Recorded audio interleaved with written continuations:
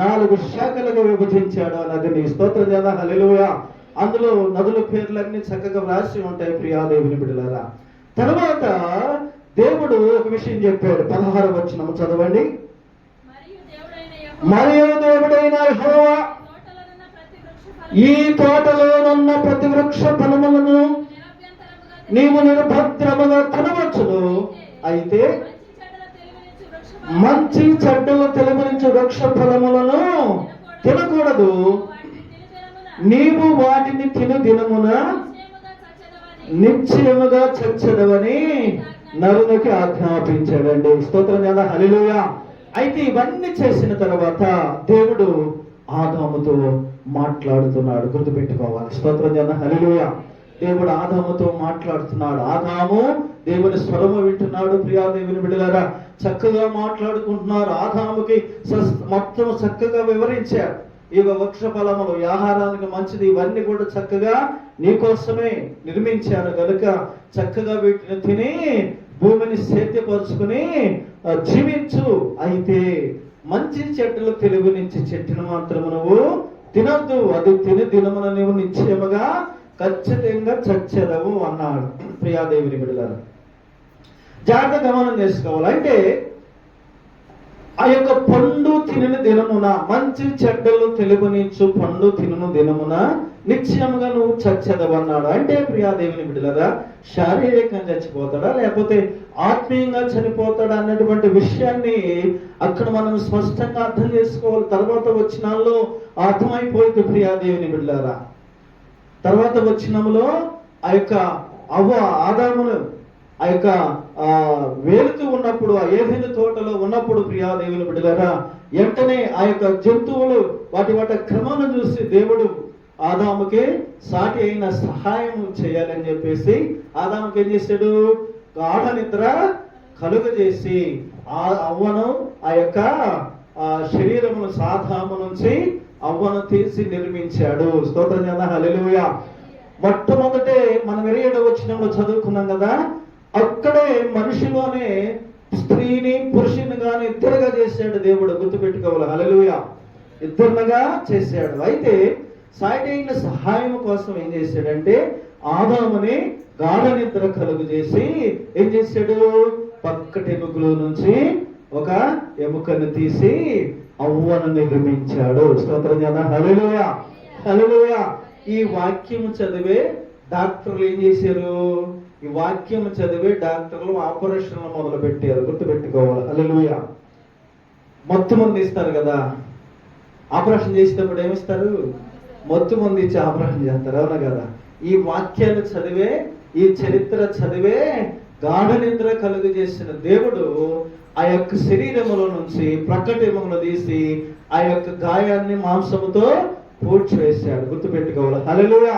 తీసిన తర్వాత వాళ్ళిద్దరిక ఏక శరీరముగా ఉంటారని మనము చాలా సార్లు వివాహాలు ఆయా సందర్భాల్లో మనము చూసుకున్నాం. ప్రియాదేవిని బిడ్డలారా, ఇట్లాగూ ఏదైనా తోటలో ఏదైనా వనములో వారు చక్కగా సంచరిస్తూ ఆహారము తింటూ ఉన్నటువంటి సమయంలో ప్రియాదేవిని బిడ్డలారా ఎవరు చేరారట?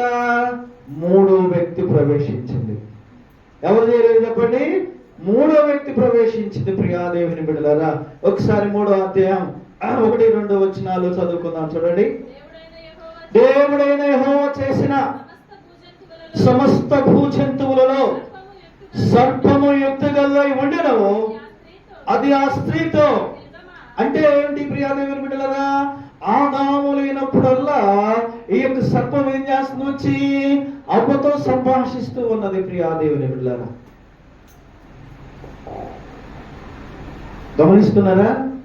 ఆదాముతో ఉన్నప్పుడు వస్తే మాత్రం తన ఆటలు సాగే కాదు. ఈ సర్పము అప్పుడు ప్రాకేది కాదు. గుర్తుపెట్టుకోవాలి. ఈ సర్పము అప్పుడు ప్రాకేది కాదు. ఇది కూడా నడిచేదే.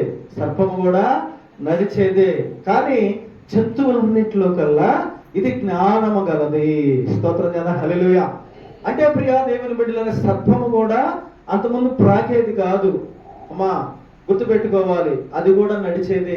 అయితే ఆదాము లేనప్పుడల్లా దేవుడు చేసిన పనిని సైతాను చెడగొట్టాలని ప్రియాదేవుని బిడ్డలు ఏం చేశాడు? ఆదాము లేని సమయం చూసుకుని ఏం చేసింది? సర్పము అవ్వ దగ్గరికి వచ్చి సంభాషిస్తూ ఉన్నది.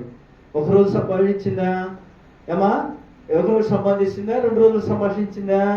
ఆదాము లేనప్పుడల్లా వచ్చి అప్పుడప్పుడు సంభాషిస్తూ ఉండేది. ఈ సంభాషణ జరిగింది. ఎట్లా జరిగింది? అది ఆ స్త్రీతో ఇది నిజమా అంటే దేవుడు ఏమేమి చెప్పాడు ఆ విషయాలన్నీ కూడా ఈ సర్పముతో సంభాషించింది. గుర్తుపెట్టుకోవాలి ప్రియా దేవుని బిడ్డలారా. ఆదాము చెప్పుంటాడు స్త్రీతో ఏమని? మనం ఈ చెట్లలో అన్ని ఫలములు మనము తినొచ్చు, కానీ దేవుడు ఆ మధ్యలో ఉన్నటువంటి ఆ మంచి చెట్టులో తెలివినిచ్చేటువంటి పండును మాత్రము మనము తినకూడదు. దేవుడు మనకు ఆజ్ఞాపించాడు గనక దేవుని మాటను మనం మేరకూడదని ఈ యొక్క అవ్వతో కూడా సంభాషించి చెప్పుకొని అలాగో కాలం గడుపుతూ ఉన్నటువంటి సమయంలో మూడో వ్యక్తి ప్రవేశించింది. మూడో వ్యక్తి ప్రవేశించి అన్నది ఆ స్త్రీతో సంభాషిస్తూ ఉన్నప్పుడు, స్త్రీ మొత్తం చెబుతూ ఉన్నప్పుడు, ఇది నిజమా? ఈ తోట చెట్లలో దేని ఫలములనైనను మీరు తినకూడదని దేవుడు చెప్పినా అని అడిగాను. అందుకు స్త్రీ చాలమ్మా. ఇప్పుడు ఆ విషయం అంతా కూడా సర్పము స్త్రీకి సంభాషణ జరుగుతూ ఉన్నది. దేవుడు ఆ చెట్టు ఫలమును తినొద్దన్నాడు కనుక మేము తినమని సర్పముతో చెబుతూ ఉంది. ఆ సర్పము ఇది నిజమా అనే అనుమానాలు పెడుతుంది. ఎవరికి? అవ్వకి అనుమానాలు పెడుతుంది. ఇది నిజమా? ఇలా చెప్పాడా? అలా చెప్పాడా? కాదు, దేవుడు మీకు అబద్ధం చెప్పాడు. ఈ చెట్టు ఫలమును కనుక మీరు తింటే మీరు దేవదూతలను పోలి ఉంటారని చెప్పింది. ఏం చెప్పింది అమ్మా? చదవండి ఆ వాక్యం. తోట మధ్యనున్న చెట్టు ఫలములను గూర్చి దేవుడు మీరు చావకుండానట్లు వాటిని తినకూడదని వాటిని ముట్టకూడదని చెప్పానని సర్పముతో అనెను. అందుకు సర్పము మీరు చావరు ఎలాగనగా మీరు వాటిని తిని దినమున మీ కన్నులు తెరవబడుననియు మీరు మంచి చెడ్డలను ఎరిగిన వారై దేవతల వలె ఉందురనియు దేవునికి తెలియనని చెప్పింది. ప్రియాదేవుని బిడ్డలరా, వాళ్ళు అనుకున్నారు, అవ్వకు అవమానం కనిపించారు. ప్రియాదేవుని బిడ్డలరా, అయ్యో మీరు చావరు. ఈ పండు కనుక మీరు తింటే ఖచ్చితంగా మీరు దేవతల వల్ల ఉంటారని దేవుడికి తెలుసు. అందుకని దేవుడు మీకు చెప్పలేదు గనక, దేవుడు అందుకు మీకు చెప్పలేదు అనేటువంటి విషయాన్ని ఆ యొక్క స్త్రీతో సర్పం ఎప్పుడైతే చెప్పిందో ఈ అవ్వకి లేనిపోని అనుమానాలన్నీ వచ్చేసినాయి. లేనిపోని అనుమానాలన్నీ వచ్చేసినాయి. ప్రియా దేవుని బిడ్డలారా, అంటే దేవుడు మాతో అబద్ధం చెప్పాడు ఎందుకని? దేవుడు మాతో అబద్ధం చెప్పాడు ఎందుకని? ఇది తింటే మంచిగా ఉంటామని చెబుతుంది కదా, దేవతల వల్లే ఉంటామని చెబుతుంది కదా. ఇప్పుడు మనుషులుగా మనం ఉన్నాము, ఈ పండు తింటే ఇప్పుడు మేము దేవతల వల్లే ఉంటాను అని చెప్పేసి అనుమానాలు రేకెత్తించి ప్రియాదేవిని బిడ్డలేదా ఎంతకాలకి ఏం చేసింది? ఆ చెట్టు దగ్గరికి వెళ్ళి, చెప్పుడు మాటలు ఎట్లుంటాయి అమ్మా? చెప్పుడు మాటలు ఎట్లుంటాయి చెప్పండి. ఇప్పుడు కుటుంబాలు చెడిపోవడానికి కారణం ఏంటి? కుటుంబాలు చెడిపోవడానికి కారణం ఏంటి? కుటుంబంలో మూడో వ్యక్తి కనుక ప్రవేశిస్తే, భార్యాభర్తల మధ్యలో మూడో వ్యక్తి కనుక ప్రవేశిస్తే ఏమైపోయింది ఆ కుటుంబం? చెప్పండి, సమాధానం ఉండేది. ఎట్లా ఉండేది ఆ కుటుంబం? చల్లా చెదిరైపోద్ది. అంటే ఆ సబ్జెక్ట్ నేను వెళ్తలేదు కానీ ఆ సబ్జెక్ట్ ఇంకా రాలా. స్తోత్రం చేద్దాం, హల్లెలూయా. మీకు అర్థమైనట్లుగా ముందు నుంచి వివరిస్తున్నాను, గుర్తుపెట్టుకోవాలి. అయితే ప్రియాది ఎప్పుడైతే ఆ యొక్క సర్పము చెప్పిన మాటలకు లోబడిపోయి ఆశ కలిగి నేను ఈ పండు తింటే దేవతల వల్లే ఉంటానని ఆశతో ఉండి ఏం చేసింది? ఆ పండు కోసుకొచ్చి తింది. పండు కోసుకొచ్చింది ఆదాము దగ్గరికి చెప్పాలిగా, ఆ యజమానుడికి చెప్పాలిగా, అయ్యా నేను ఇట్లా సర్పంతో నేను సంభాషించాను, ఆ పండు కోసుకొచ్చాను, దీన్ని మనము తిన్నాము. అంతకుముందు చెప్పాడు కాదాము ఏమిని? ఆ పండు మాత్రం మనము తినకూడదని చెప్పాడుగా. ఇప్పుడు పండు కోసుకొచ్చింది. పండు కోసేసినప్పుడు ఎవరి దగ్గరికి రావాలి? యజమానుడి దగ్గరికి రావాలా లేదా? స్తోత్రం, హల్లెలూయా. ఇప్పుడు ఏం చేసింది? సొంత నిర్ణయం చేసుకుంది కదా. ఏం చేసింది? సొంత నిర్ణయం చేసుకుంది, సొంత ఆలోచన చేసింది. పండు కోసింది. పండు చూడగానే అందంగా రమ్యంగా తింటే మాత్రం బ్రహ్మాండంగా ఉంటాం, దేవతల వల్లే ఉంటామని చెప్పిందిగా సర్పం. వెంటనే కోసుకుంది. తినంగానే ఏం చేసింది, మొగుడు యజమానుడు కూడా చెప్పకుండా ఏం చేసింది, పండు తినేసింది. తినేసి ఏం చేసింది, తీసుకొచ్చి యజమానుడికి ఇచ్చింది. మరి ఆదామైనా, అమ్మా దేవుడు మనకి చెప్పాడు కదా ఈ పండు మనం తినకూడదని చెప్పాడు కదా, నువ్వు ఎందుకు కోసుకొచ్చేవని అడిగాడా? అమ్మ అడిగాడా? ఆడలు ఏం చేశాడు, తల వంచుకుని తను కూడా పండును తినేసాడు. వాళ్ళు చావలేదుగా, చచ్చిరా చావలేదుగా. వీడు దేవుడు చెప్పింది నిజమైందా, సర్పం చెప్పింది నిజమైందా? అమ్మా చెప్పు, ఎవరు చెప్పింది నిజమైంది? దేవుడు ఏం చెప్పాడు, పండు తిను దినమున. సర్పం ఏం చేసి, మీరు తినండి, మీరు చావరే చావరు, దేవదూతల వల్లే ఉంటారని చెప్పి. ప్రియా దేవుని సంగమా, దేవుని బిడ్డలారా, మనం జాగ్రత్తగా అర్థం చేసుకోవాలి. అయితే ప్రియాదేవి ఎప్పుడైతే ఈ పండ్లు తిన్నారో వెంటనే వారికి మంచి చెడ్డలు ఎరిగేటువంటి జ్ఞానము, తెలివి, వివేకము వెంటనే వచ్చేసింది. వచ్చేసిన తర్వాత వాళ్ళు దిగంబరులుగా ఉండిపోయారు. దేవుడు వచ్చాడు, అమ్మా విజయనాడి దేవుడు వచ్చాడు. ఆదామా ఆదామా అన్నాడు. ఎక్కడున్నావు అన్నాడు. అయ్యా నీ స్వరం విన్నప్పుడు నేను దిగంబరిగా ఒంటిని చెట్ల చాటున తాగుతున్నాడు. నీకు దిగంబరిగా ఉండమని నీకు తెలిపిన వాడు ఎవడు? అక్కడ విషయాలను చదువుకుంటూ వస్తే ప్రియాదేవుని 11వ వచనం చదవండి. అందుకాయన నీవు దిగంబరువని నీకు తెలిపిన వాడెవడు? నీవు తినకూడదని నేను నీకు ఆజ్ఞాపించిన వృక్ష ఫలములను తింటివా అని అడిగాను. అందుకు ఆదాము, చాలండి, వృక్ష ఫలములు తిన్నావా అని ఆదాముని అడిగాడు. ఆదాము తప్పైపోయిందని ఒప్పుకున్నాడా? ఒప్పుకున్నాడా? ఒప్పుకోవాలి. ఏం చేశాడు? తన భార్య మీద నెట్టేసాడు. నెపాన్ని ఏం చేశాడు? ఒప్పుకోకుండా, అయ్యా నువ్వు తినొద్దని చెప్పిన పండును మేము తిన్నామయ్యా అని చెప్పి పశ్చాత్తాపడి తప్పైపోయింది క్షమించమని దేవుని దగ్గర అడగల. ఏం చేశాడు?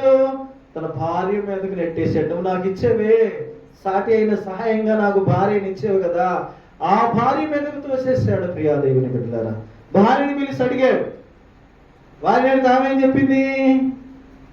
సర్పం మీదకి త్రోసేసింది. దేవునికి కోపం వచ్చేసింది. అప్పుడు ఆధ్యాత్మికంగా వారు చనిపోయారు. గుర్తుపెట్టుకోవాలి.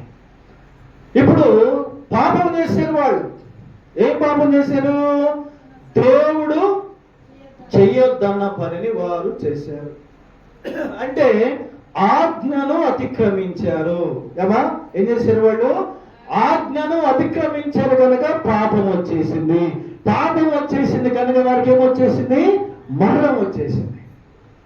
జాగ్రత్త గమనించాలి. ఆ యొక్క పండు తినకపోతే, వారు దేవుని ఆజ్ఞను మేరకపోతే, వారు దేవుని మాటను తృణీకరించకపోతే మరణం అనేదే లేదు. ఎట్టకేలకు పండు తిన్నారు కనుక, పాపము చేశారు కనుక దేవుడు ఏం చేశాడు? నేను చెప్పిన మాట మీరు వినలేదు కనుక మీరు ఏదైనా తోటలో ఉండడానికి వీల్లేదని చెప్పేసి ఏదైనా తోటను ఏం చేశారు? వాళ్ళిద్దరిని బయటికి తోలేశాడు. బయటికి తోలేసినప్పుడు కొన్ని నిబంధనలు విధించాడు. ప్రియాదేవుని బిడ్డ, కష్టపడి ఆదాముకు చెప్పాడు, కష్టపడి పనిచేసి చెమటోడ్చి నువ్వు తింటావని చెప్పాడు. అంటే అక్కడ ఈ యొక్క దేవుని ఆజ్ఞను మేరకుండినప్పుడు, దేవుని ఆజ్ఞను మేరకుండినప్పుడు, దేవుని మాటను మేరకుండినప్పుడు దేవునితో సహవాసం వారికి ఎలా ఉంది? సంతోషంగా ఉంది, సంపూర్ణంగా ఉంది. చప్పలు కొట్టి ప్రభు నామాన్ని మహిమపడదాం. ప్రియా దేవుని సంగమా, దేవుని బిడ్డలారా, మనం జాగ్రత్త గమనించాలి. ఆధ్యాత్మికమైనటువంటి జీవితం కలిగి, ఆత్మ సంబంధంగా మనం ఎప్పుడైతే దేవుని ఆత్మను కలిగి మనము జీవిస్తామో, దేవుని ఆత్మ కలిగి మనం నడుచుకుంటామో, అప్పుడు మనలో కానీ, మన కుటుంబంలో కానీ, మన నడవడికలో కానీ, మన ప్రవర్తనలో కానీ, మన జీవితంలో కానీ సంపూర్ణమైనటువంటి జీవితాన్ని మనము జీవిస్తాము. స్తోత్రం కదా, హల్లెలూయా. ఎప్పుడైతే దేవుడు మనకు దూరం అయిపోతాడో, ఎప్పుడైతే దేవుని సహవాసాన్ని మనము కోల్పోతామో, ఎప్పుడైతే దేవునికి మనము దూరంగా ఉండిపోతామో, అప్పుడే మనకు శ్రమలు స్టార్ట్ అవుతాయి. గుర్తుపెట్టుకోవాలి. ప్రియా దేవుని సంగమా, దేవుని బిడ్డలారా, మనం జాగ్రత్త గమనించాలి. దేవుని సహవాసం చేస్తున్నప్పుడు వారికి శ్రమ అనేది తెలిసిందా? అమ్మా, శ్రమ అనేది తెలిసిందా? చెప్పాలి. తెలియదు. ఎందుకంటే కమ్మగా చెట్లు కాయలు కాస్తున్నాయి. వారు ఆకలేసినప్పుడల్లా ఆ చెట్లు ఫలములు తింటూ హాయిగా జీవించారు వాళ్ళు. స్తోత్రం, హల్లెలూయా. ఎప్పుడైతే వారు పాపము చేశారో, పాపానికి ఫలితంగా ఏం చేశాడంట దేవుడు? ఏదైనా తోట నుంచి తోలేసి ఏదైనా తోటకి ఏం చేశాడు? ఖడ్గజ్వాలలను వచ్చేసాడు. ప్రియాదేవుని మరలా వచ్చి పండును తింటున్నారేమోనని ఏం చేశాడు? ఒక విషయం చెబుదాం చూడండి. ఆ యొక్క 3వ అధ్యాయము 22వ వచనం. అప్పుడు దేవుడైన యెహోవా ఇదిగో మంచి చెడ్డలు ఎరిగినట్లు ఆదాము మనలో ఒకని వంటి వాడాయను కాబట్టి అతడు ఒకవేళ తన చెయ్యి చాచి జీవవృక్ష ఫలము కూడా తీసుకుని తిని నిరంతరము జీవించునేమో అని దేవుడైన యెహోవా అతడు ఏ నేల నుండి తీయబడినో దాన్ని సేద్యపరచుటకు ఏదేని తోటల నుండి అతన్ని పంపివేసెను. అప్పుడు ఆయన ఆదామును వెళ్ళగొట్టి ఏదేని తోటకు తూర్పు దిక్కున కెరూబులను జీవ వృక్షములకు పోవు మార్గమును కాచుటకు ఇటు అటు తిరుగుచున్న ఖడ్గజ్వాలలో నిలబెట్టాడు. తప్పుడు కొట్టి ప్రభునామని మహిమపడతాం. హల్లెలూయా, హల్లెలూయా.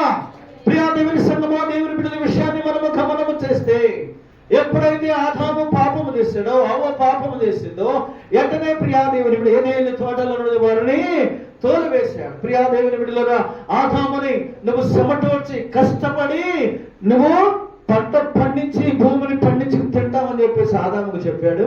అవ్వకి ఏం చెప్పాడు? నువ్వు చెప్పిన మాట వినలేదు కనుక నీ యొక్క కనేటువంటి ఆ గర్భ ప్రసవ వేదన నేను నిన్ను హెచ్చిస్తానన్నాడు. ప్రియాదేవుని బిడ్డలారా, సర్పానికి ఏం చెప్పాడు? నీవు నేలను పాకి మన్నును తింటావని శపించేశాడు సర్పాన్ని. ప్రియాదేవుని బిడ్డలారా, సర్పాన్ని సర్పం దేనికి పాము దేనికి సదృశ్యం? సాతానికి. అందుకని అంతకుముందు అది నడిచేదే. ఎప్పుడైతే తన సృష్టిని తన ప్రజలను మోసం చేసిందో దీన్ని ఏం చేశాడు? పాము వల్ల శపించాడు నేలను. దాని ఆహారం ఏంటి? అప్పుడు చెప్పాడు, ఆ మాట చెప్పాడు. ఏమని చెప్పాడు? ప్రియాదేవుని బిడ్డలారా, 15వ వచనంలో, మరియు నీకును స్త్రీకిని నీ సంతానమునకును ఆమె సంతానమునకును వైరము కలుగజేసేదను. అది నిన్న తల మీద కొట్టును, నీవు దానిని మధు మీద కొట్టెదవు. స్తోత్రం, హల్లెలూయా. అప్పుడు చేసిన పాపానికి ప్రాయశ్చిత్తము కలగడానికి ప్రియాదేవుని బిడ్డలారా, ప్రభు అయిన యేసుక్రీస్తు మన కోసము రావలసి వచ్చింది పరలోకమును విడిచి. అయితే ప్రియాదేవుని బిడ్డలారా, ఇక్కడ మనం జ్ఞాపకం చేసుకుంటే దేవుని ఆత్మ ఒకసారి మనం గమనించినట్టు సమయం అయిపోతుంది కనుక మనం ఒకసారి దేవుని ఆత్మ మనిషిలో ఉన్నది కనుక మనిషి చలిస్తున్నాడు, మాట్లాడుతున్నాడు అన్న విషయాన్ని ఇందాక మనము చెప్పుకున్నాం ప్రియాదేవుని బిడ్డలు. అయితే ఇప్పుడేమైందంటే మానవుడు దేవుని నుండి దాక్కునేందుకు ప్రయత్నించాడు అన్నటువంటి విషయాన్ని కూడా మీ ముందు ఉంచాను ప్రియాదేవుని బిడ్డల. తర్వాత అయితే అతన్ని వెతికి రక్షించడానికి దేవుడు వచ్చాడు. ఎప్పుడైతే ఆదాము అవ్వలు పాపము చేశారో, ఏదైనా తోట నుంచి దేవుడు వారిని తోసేసిన తర్వాత ప్రియాదేవుని బిడ్డలారా, అప్పుడు వాళ్ళు ఏ శరీరంతో ఉన్నారు? పాపము చేయకముందు ఎలాంటి శరీరంతో ఉన్నారు?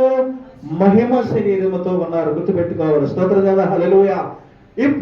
అప్పుడు పోగొట్టుకున్నటువంటి ఆ మహిమ శరీరాన్ని మనుషులు పొందాలి అంటే మన కోసం వచ్చినటువంటి, మన కోసం రక్తము కార్చి ప్రాణం పెట్టినటువంటి ప్రభు అయిన యేసు క్రీస్తుని మనము ఒప్పుకుని మన పాపాలను విడిచి పశ్చాత్తాపడి పాపాలు విడిచి మారు మనసు పొంది బాప్తిస్మం తీసుకుని ఆయన బల్లారాధనలో పాల్పంపులు పొందుకుంటానికి ఇష్టమైన బిడ్డలుగా ఎప్పుడైతే నడుచుకుంటామో ఆ పోయినటువంటి మహిమ శరీరాన్ని దేవుడు మరణాంతం వరకు ఎవరైతే జీవిస్తారో వారికి తిరిగి అనుగ్రహిస్తాడు. చప్పటి ప్రభునామమున మహిమపడతాడు. హల్లెలూయా, హల్లెలూయా.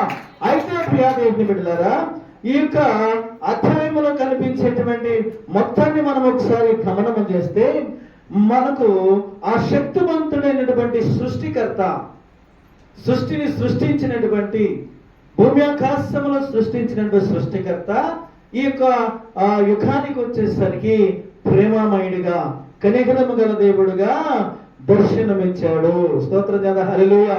యోహాను రాసిన మొదటి పత్రిక 4వ అధ్యాయం 8వ వచనాన్ని ఒకసారి మనము చూస్తే, ప్రియా దేవుని బిడ్డలు, నశించే స్థితిలో ఉన్నటువంటి మనిషి కోసము దేవుని శ్రద్ధ, అన్వేషణ అక్కడ మొదలైంది అనేటువంటి విషయాన్ని మనము చూస్తాం. బైబిల్ ఆది కాండము నుంచి ప్రకటన గ్రంథము వరకు ప్రియా దేవుని బిడ్డలుగా ఈ సంభాషణే ఉండింది, గుర్తుపెట్టుకోవాలి. చదవమ్మా. యోహాను రాసిన మొదటి పత్రిక 4వ అధ్యాయం 8వ వచనం. దేవుడు ప్రేమ స్వరూపి, ప్రేమ లేనివాడు దేవుని ఎరుగడు. మనం ఆయన ద్వారా జీవించుచున్నాము. దేవుడు తన అద్వితీయ కుమారుని లోకమునకు పంపెను. ఈయన వలన దేవుడు మన యందుంచిన ప్రేమ ప్రత్యక్షపరచబడింది. స్తోత్రం చేద్దాం. హల్లెలూయా. ఆయన ప్రేమామయుడు అనడానికి, ఆయన ప్రేమామూర్తి అనడానికి తన అద్వితీయ కుమారుని ఈ లోకానికి నశించిపోతున్నటువంటి మనల్ని రక్షించడానికి ఆయన పంపాడు. స్తోత్రం చేద్దాం. హల్లెలూయా. ప్రియా దేవుని బిడ్డలారా, అప్పుడు మానవుడు పాపము చేశాడు. మానవుడు పాపము చేశాడు కనుక ఆ దేవుణ్ణి వెతకటము, దేవుణ్ణి వెతకలేదు. పాపము చేసిన మానవుడు దేవుణ్ణి వెతకలేదండి. ఎవరు వెతికారు? దేవుడే మానవుడి కోసము వెతుకుతూ వచ్చాడు. ఎందుకు వెతుకుతూ వచ్చాడు? మనము ఆయన రూపములో ఉన్నాము కనుక, మనము నశించి నరకానికి వెళ్ళడానికి దేవునికి ఇష్టం లేదు కనుక దేవుడే మానవుణ్ణి వెతుకుతూ వచ్చాడు. రోమ 3:11 ప్రకారం ప్రియా దేవుని బిడ్డలారా, అక్కడ దేవుని వాక్యం అందరూ కూడా ఏం చేశారంట? అందరూ కూడా పాపమును చేసి దేవుడు అనుగ్రహించు మహిమను పొందలేకపోతున్నారు.